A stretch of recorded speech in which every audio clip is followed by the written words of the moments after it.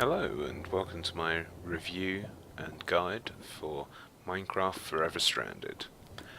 I saw some YouTubers playing through this and thought that I could give it a better go.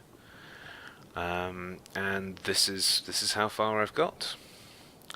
So if you go into the ship here, you can see that I've built a large number of chests. It took me a while to get 2 oak crucibles up and running, but the need for water kind of meant that was inevitable. Eventually I managed to get this Pam's well, which is the infinite water source, which is very useful. But yeah, a little bit difficult to get. The recipe for it is quite intense. And never got enough. Can never get enough dirt. And then just loads of chests with all sorts of things going on in here. Loads of materials. That's just a furnace that will burn through them. I went for the coal generators by LibVolps. They seem to be the best ones for getting power. Those ones were rubbish. They were only got for a quest line and they don't seem to work properly. But I need them to run the auto hammer and auto sieve because that was something I needed very quickly. Got the cooling coil back here and the lava back here that will cool you down.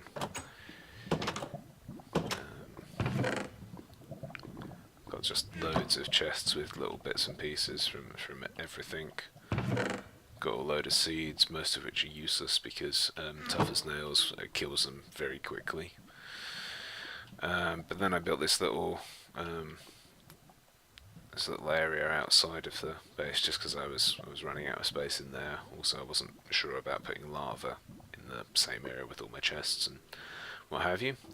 But yeah, this is where I got my crucibles and that cobblestone generator. That's pretty much the only way of doing it. I did a block breaker initially, but that just lagged everything out. Yep. So then you come out to this main area. This was how big I could make a wall in the first night. I did a few replays, trying bigger areas, but this seemed to be about the right size. It's about 15 wide, but about 27 long. That's how big an area I made.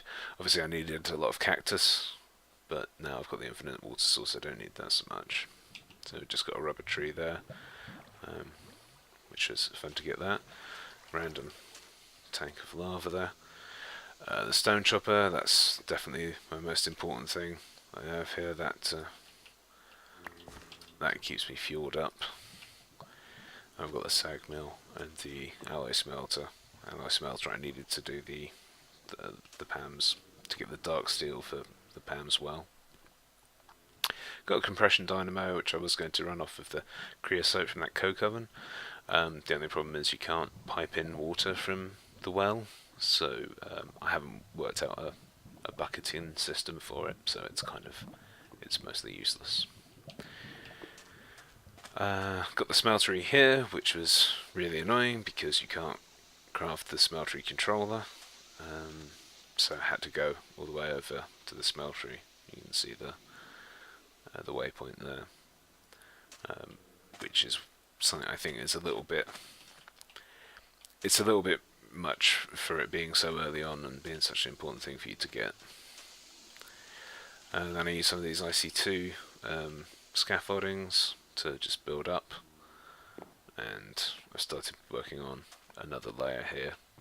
I was going to finish off this layer and then sort of expand out further, probably in this direction, just to be able to make some farmland. Got another little building with a cooling coil if required, and these I had duplicates because questing, yay.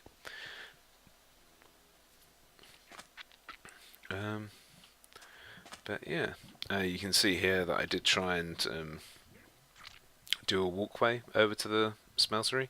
However, I wasn't quite high enough. So as I got part way through, yeah, I think it was a skeleton shot me with an arrow, knocked me off of it, and then just the horde descended. So I gave up on that.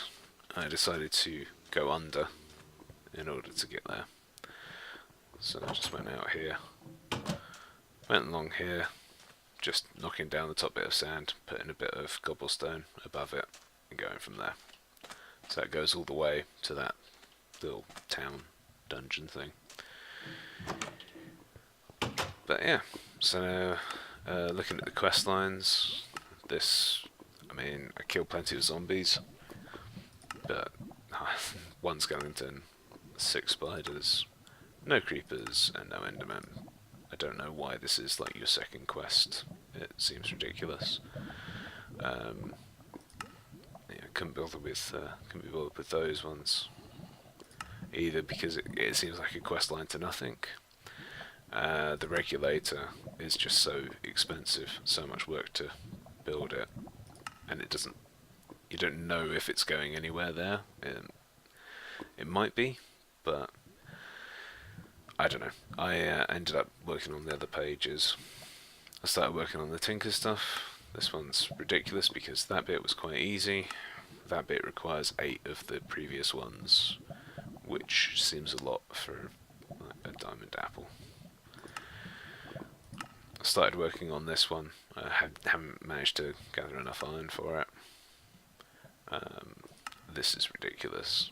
I don't even know why there aren't a few more things. You go from wind power to making some wind blades to suddenly firepower. There's no progression to it. And then these ones, I spent a load of iron on this one, and while the results are good, the quest rewards are good, the item itself is pretty useless. So it doesn't kind of you get that, you're so underwhelmed. I couldn't be bothered to go further down that one. Technological revolution, so starting up AE2, it's like, right, well, I've got a load of chests, probably I should do that. I've got those, and now I'm just waiting the huge amount of time for the crystals to grow without any kind of speed boost. It seems to me like you would want to have that, and then have the reward being the speed boost for them, because otherwise they just take way too long, and that's like just to get basic AE2 stuff. I did this, I did it out of order, so I had to make a second lot of them, but once I made them, suddenly I need a little more iron. I'm already running low on iron because the sieves don't give them out that easily.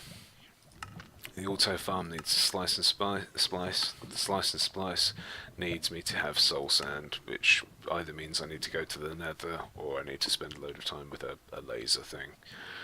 Just couldn't be bothered with that. Store power is the one that I was working on, but I'm not sure I'm necessarily going to complete it, just because it's a lot of work for it. And then the creating life one. That one is completed, so I don't know why it's showing as incomplete. With the unclaimed rewards, but I didn't actually use them. I did go for this one because it turns out I had enough emerald for that. Completed that one, which then completes this one for you, which is, one of the more interesting ones. But yeah, so I'd say that these quests, they don't seem to have a nice progression between them. And now that I've got the food supply, I've got the heating and cooling kind of sorted, and that infinite water block, suddenly I'm quite bored because I'm working on those quests, and like I say, they don't seem to make a lot of sense. So I probably won't look further into this one.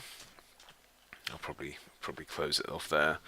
But if you guys let me know if you have any comments, if you see anything that I've done obviously wrong, yeah,